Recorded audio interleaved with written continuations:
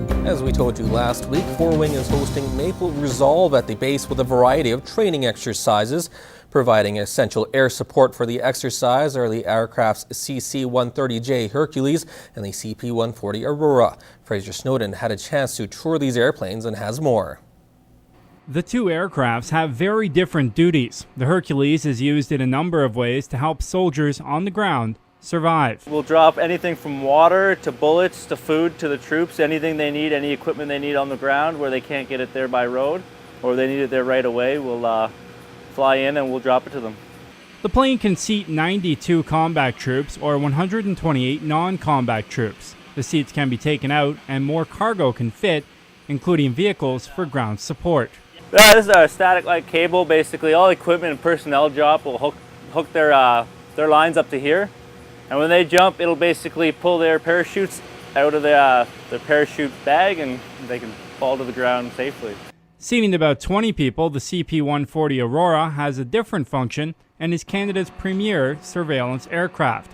Its capabilities are used in many missions because of the distance it can cover. Primarily would be surveillance, whether it's surveillance over the oceans or surveillance over the landmass. Spend a lot of time in the Arctic these days doing surveillance. So that's what the aircraft is suited toward and what we're usually employed for. In the 1980s, its use was for maritime patrol and anti-sub warfare, and it is still capable.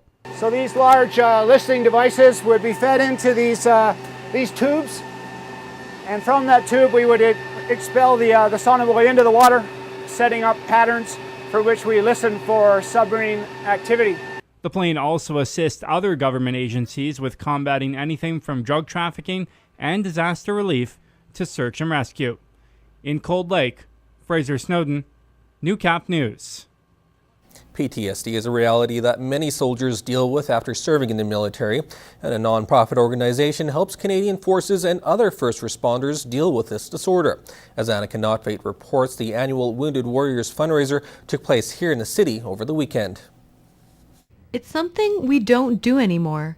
Give soldiers a proper and dignified welcome home. In the old days, when you come home from the Second World War, it was a 2-month trip. Now, you're in a hospital in Germany. 3 hours later, you get off the plane in Calgary or Edmonton or Saskatoon, and you take a cab home. This is just one of the many things that triggered Emmons to want to do something to help soldiers. When a soldier steps up to you, gives you a hug, and said, "You people saved my life," I found out the true meaning of what we were doing. Emmons says giving these men and women a chance to talk about the hardships and guilt of leaving their fellow soldiers behind is therapeutic. Everybody talks about mental health, but they don't talk about mental illness. There's a stigma to it. And our guys, hey, I'm macho, I'm tough, I'm military, da-da-da, nothing wrong. They don't like to admit it. That's the hardest part. Soldiers heading to Slave Lake for the weekend will fly and land in Edmonton. We're asking people to come out to the highway and cheer us on, wave your flags, make your banners, and stand and be noticed. It has a marvelous effect on our soldiers when they come in. They find it quite shocking that people are there. 200 people are expected to go at the beginning of August. Annika Notveit, Newcap News. There were more than 150 cases of missing and murdered Aboriginal women in Saskatchewan between 1980 and 2012. That's according to an RCMP report released last week. One of those women include Violet Heathen, an Onion Lake woman who went missing in 2009. Dozens gathered outside City Hall for the 4th annual memorial and final walk to commemorate her and to raise awareness for missing and murdered Aboriginal women. Anna Stanislaw has a story. It was an emotional and empowering morning for the family and friends of Violet Heathen as they stood side by side to remember her. I miss my daughter a lot. I never forget her. She had gone missing from Lloydminster in May of 2009, and her remains were discovered in November. And in December, it was confirmed to be her. She was in her late 40s when it happened, and Ruby says her death is still under investigation. Her family left with unanswered questions. My sister was very caring, loving, and respectful, and she would never hurt anybody out there. Hopefully that, one day we'll find who is responsible for ending her life the way it was. Violet's loved ones are walking from Lloydminster to Onion Lake, and although this is the final memorial walk, they hope to continue spreading awareness and finding justice. We spent 5 months searching for her, but it also represents all of the Aboriginal women across Canada that have gone missing and murdered. If anyone out there knows what happened to our sister, if they can just come forward and let her rest in peace, and for us too, because we're still grieving and not knowing.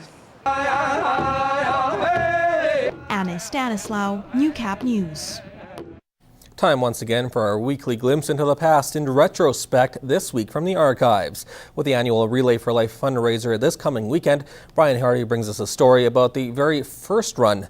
As well, we look back at a report on a fatal jet fighter crash at Fort Wing.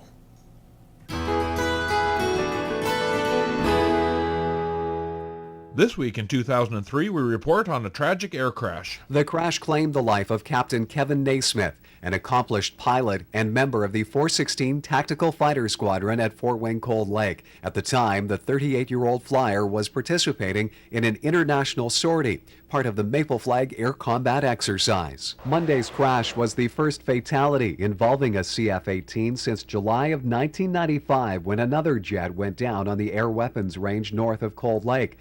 A dedicated family man, 3 beautiful children, beautiful wife, and our hearts are with them right now. And the impact of the crash is taking a toll on more than just the Canadian military. You realize that tomorrow's not promised to anybody. It's early June 2001, and a Lloydminster tradition is born. The tents are set up, volunteers are rushing around, and when it's all over, the scene will be set for Lloydminster's first ever Relay for Life. The event is the first of its kind and is a celebration of survival and a tribute to loved ones who are fighting the battle against cancer. We are hoping for a massive crowd tonight of people from the Lloydminster community to come out and enjoy this event with us, because it's going to be a very special event in honor of cancer survivors.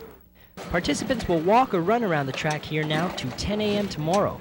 Each team consists of 10 people, and there must be at least one person on track at all times. Organizers hope to raise over $60,000 for cancer research and education. Volunteers and organizers have finished most of the preparations and are just putting the final touches on for the 60 teams that have signed up.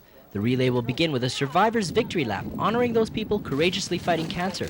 Once completed, the relay will officially begin. Joe Chawla, NewsHour. Join us next time for a look at the Bike Patrol on Retrospect, this week from the archives. Looking for a place to live in the border city isn't easy, but many current residents have a tougher pill to swallow: rising rent prices. We take an in-depth look at that issue this week. Here's our preview. Honestly, it's to the point that there is no other options. There is nowhere else to reside for a cheaper amount. Everything increases. And I just think that if you're going to increase the rent, we want to see some improvements, not setbacks. Tune in on Wednesday for our part 1 of our 2-part series on rent increases, and part 2 on Thursday at noon, 5, 6, and 11 p.m.